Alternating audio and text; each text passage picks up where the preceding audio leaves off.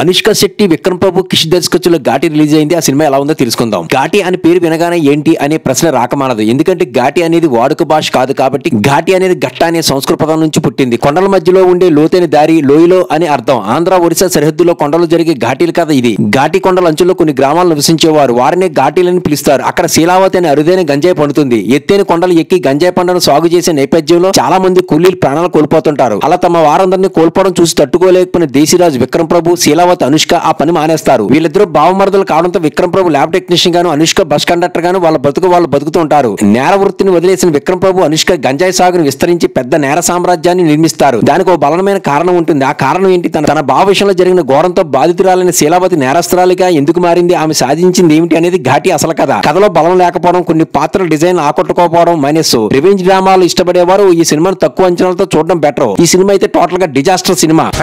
Like, subscribe చేయండి.